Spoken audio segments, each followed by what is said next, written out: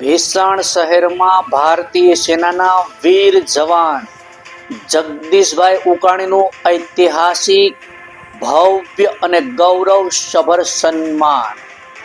નમસ્કાર, સહજ ન્યૂઝ સાથે હું છું ગોપાલ ભેસાણિયા. ભેસાણથી અમારા પ્રતિનિધિ સુલતાન ચૌહાણ પાસેથી મળતી માહિતી મુજબ ભેસાણ શહેરમાં ભારત માતાના પનોતા પુત્ર અને ભેસાણ શહેરના ગૌરવ સમાન એવા ભારતીય સેનામાંથી સેવા નિવૃત્ત થયેલા વીર જવાન શ્રી જગદીશભાઈ ઉકાણીનું ભેસાણ શહેરમાં ભવ્ય અને ઐતિહાસિક ભાવનાત્મક સ્વાગત તથા સન્માન કરવામાં આવ્યું હતું. આ પ્રસંગે સમગ્ર ભેસાણ શહેર દેશભક્તિના રંગે રંગાઈ ગયું હતું અને ભારત માતા કી જય, વંદે માતરમ, જય જવાન, જય કિસાનના નાદોથી આકાશ ગુંજી ઉઠ્યું હતું. ભેસાણ શહેરની વિવિધ સામાજિક, ધાર્મિક, શૈક્ષણિક તથા સેવાભાવી સંસ્થાઓ સાથે સાથે ગ્રામજનોએ એક સાથે મળી આ અનોખા અને ગૌરવસભર સન્માન સમારોહનું આયોજન કર્યું હતું. ભેસાણ તાલુકા લેવા પટેલ સમાજથી લઈ વિનય મંદિર હાઈસ્કૂલ સુધી ડીજેના દેશભક્તિપૂર્ણ તાલ સાથે બાઇક, ફોર વ્હીલ તથા પગપાળા રેલી યોજાઈ હતી. રેલી દરમિયાન રસ્તાની બંને બાજુએ ઉભેલા લોકો દ્વારા પુષ્પોની વર્ષા કરી વીર જવાનને અભિવાદન આપવામાં આવ્યું હતું. આ રેલીમાં ભેસાણ શહેર ઉપરાંત આજુબાજુના ગામો અને વિસ્તારોમાંથી મોટી સંખ્યામાં લોકો જોડાયા હતા. નાના બાળકોથી લઈ વૃદ્ધો સુધી દરેકના ચહેરા પર ગૌરવ અને દેશભક્તિની ભાવના સ્પષ્ટ જોવા મળી હતી. સમગ્ર કાર્યક્રમ દરમિયાન ભેસાણ શહેર જાણે દેશભક્તિના તીર્થ સમાનમાં પરિવર્તિત થયું હોય તેવો માહોલ યોજાયો હતો.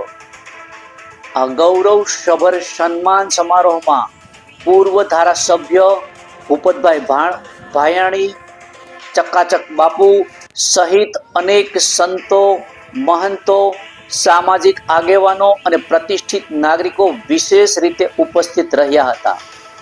તમામ મહેમાનો દ્વારા વીર જવાનને શાલ ઓઢાડી મોમેન્ટો તથા શિલ્ડ અર્પણ કરી સન્માન કરવામાં આવ્યું હતું.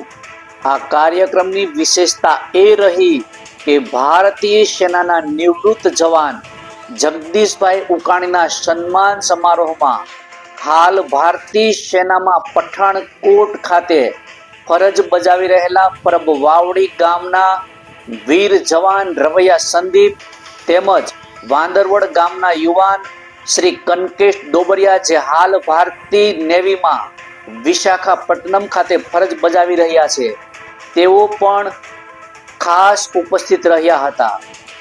આ ત્રણેય વીર જવાનોની એક સાથે હાજરીથી સમગ્ર માહોલ વધુ ગૌરવસભર બની ગયો હતો. કાર્યક્રમની એક મહત્વપૂર્ણ વિશેષતા એ હતી કે આ સન્માન સમારોહમાં તમામ ધર્મો તથા તમામ જ્ઞાતિના લોકોએ ભેદભાવ વગર રાષ્ટ્રીય એકતા અને સામાજિક સમરસતાનું ઉત્તમ ઉદાહરણ રજૂ કર્યું હતું. વીર જવાનના સન્માન માટે લોકોનો ઉમટી પડેલો માનવ મહેરામણ દેશ પ્રેમની જીવંત ઝલક આપી રહ્યો હતો. આ કાર્યક્રમમાં પત્રકાર એકતા પરિષદ ભેસાણ તાલુકાના તમામ પત્રકારો દ્વારા વીર જવાન જગદીશભાઈ ઉકાણીને શિલ્ડ તથા શાલ ઓઢાડી ગૌરવસભર સન્માન કરવામાં આવ્યું હતું, જે પત્રકાર એકતા પરિષદ દ્વારા દેશ સેવાના સન્માનની એક અનોખી પહેલ ગણાઈ રહી છે. કાર્યક્રમની શરૂઆત પરંપરાગત રીતે દીપ પ્રાગટ્ય કરી કરવામાં આવી હતી અને આ કાર્યક્રમનું સુચારુ, શિસ્તબદ્ધ અને અસરકારક સંચાલન પ્રોફેસર હરેશ કાવાણી સાહેબ દ્વારા કરવામાં આવ્યું હતું, જેમણે કાર્યક્રમને ગૌરવપૂર્ણ રીતે આગળ વધાર્યો. અલગ અલગ શાળાઓના વિદ્યાર્થીઓ દ્વારા માનવ સાંકળ રચી ભારતીય સેનાના જવાનને અભિવાદન આપવામાં આવ્યું હતું. સાથે સાથે NSS programme officer Nitin Joshi તથા NCC second officer Ashwin Bhuva પોતાના સમગ્ર યુનિટ સાથે ઉપસ્થિત રહી જવાનને સલામી આપી હતી, જે ક્ષણ સમગ્ર સભાને ભાવ વિભોર કરી ગઈ હતી. આ સન્માન સમારોહમાં નિવૃત્ત વીર જવાન જગદીશભાઈ ઉકાણીએ પોતાના ભાવસભર સંબોધનમાં જણાવ્યું હતું કે અમે સરહદ પર તમારી શુભેચ્છા અને સહકારના બળે ફરજ બજાવી શકીએ છીએ. એક આર્મી મેનનું આ રીતે સ્વાગત અને સન્માન થવું તે અમારા માટે ગૌરવની વાત છે. હું સમગ્ર ભેસાણ શહેર અને તમામ આયોજકોનો હૃદયપૂર્વક આભાર માનું છું. તેમણે યુવા પેઢીને સંદેશ આપતા કહ્યું હતું કે ખોટી મોતની ભીતિ દૂર કરી દેશ સેવા માટે સેના માટે જોડાવું એ દેશનું સૌથી મોટું સન્માન છે. તેમણે વધુમાં જણાવ્યું હતું કે જો રસ્તામાં ક્યાંય ભૂલથી રાષ્ટ્રધ્વજ પડી ગયો હોય તો તેને આદરપૂર્વક ઉઠાવી યોગ્ય જગ્યાએ રાખજો, કારણ કે આ રાષ્ટ્રધ્વજના સન્માન માટે કેટલાય માતાઓએ પોતાના પુત્રોને શહીદ થયા છે અને કેટલી બહેનોની રાખડી અધૂરી રહી ગઈ છે. આ કાર્યક્રમમાં વીર જવાનો માટે ઝાંખી ભેસાણિયાના વક્તવ્યએ બધાને સ્તબ્ધ કરી દીધા હતા.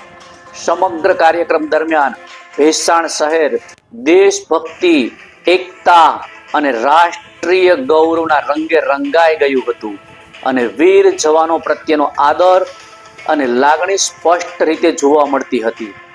આ કાર્યક્રમના અંતે અલ્પાહારનું પણ આયોજન કરવામાં આવ્યું હતું. રિપોર્ટર સુલતાન ચૌહાણ, સહજ ન્યૂઝ, ભેસાણ. મારું નામ જગદીશભાઈ મગનભાઈ ઉકાણી. ઇન્ડિયન આર્મીમાંથી 17 વર્ષ દેશની સેવા કરીને મારા માતૃવતન ગામ ભેસાણ પુગાડ્યા છે. આજે સર ગામની અંદર તમારો ખૂબ ઉત્સાહથી સ્વાગત કરવામાં આવ્યું હતું, કેવું લાગે છે તમને? સાહેબ, એક ગામની લાગણી ભાવના હતી અને ગામ લોકોને કેવો સંદેશ હતો કે મારા તાલુકામાંથી જે દીકરો ગયો છે, મારા આજુબાજુના તાલુકામાંથી કે આજુબાજુના ગામમાંથી કોઈ પણ આવા નવયુવાન જાય અને ભારત દેશની બોર્ડરની રક્ષા કરે એવું ગામ અપેક્ષા રાખીને બધા આવ્યા હતા. એ બદલ ગામે એક સંદેશો આપ્યો છે બધાને. તો તમે સર અત્યાર સુધીમાં કયા વિસ્તારમાં ને કઠણ ડ્યુટી જે કહેવાય કે ક્યાં કરેલી છે? સાહેબ, અમે જમ્મુ કાશ્મીરથી લેહ લદ્દાખ, પઠાણકોટ, પંજાબ, ફિરોજપુર એવા ઘણી 9-10 રાજ્યની અંદર જે ભારત સરકારનો આદેશ મળ્યો હતો એ જગ્યા પર અમે ડ્યુટી કરીને આવ્યા છીએ. કઠણ ડ્યુટીના એવોર્ડ આપને?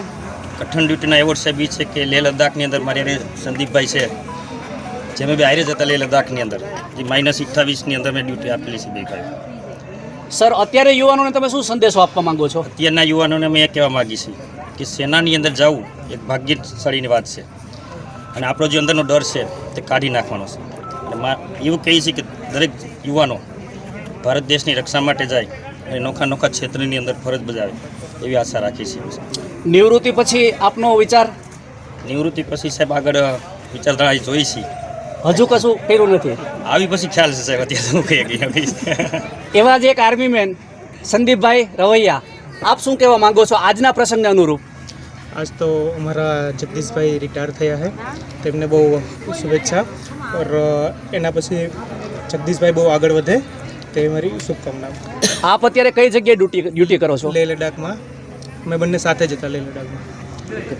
એવા જ એક આપણા આર્મી મેન નેવીમાંથી, આપનું નામ શું છે સર? મારું નામ ડોબરિયા કનકેશ ફુલાભાઈ. અત્યારે હું ઇન્ડિયન નેવીમાં વિશાખાપટ્ટનમમાં સર્વિસ કરું છું અને એ પહેલાં મેં દિલ્હીમાં સર્વિસ કરેલ છે. સર, નેવી માટે આ વિસ્તાર હાવ નવો છે, તો આપ નેવી માટે યુવાનોને શું સંદેશો આપવા માંગો છો? હું કહું નેવી માટે 15 વર્ષની જોબ છે, સર્વિસ છે. વધુને વધુ લોકો જોઈન કરો નેવીમાં. જે સિનિયર છે એ લોકોની માર્ગદર્શન લ્યો અને વધુ લોકો જોઈન કરે એવો સંદેશો આપો.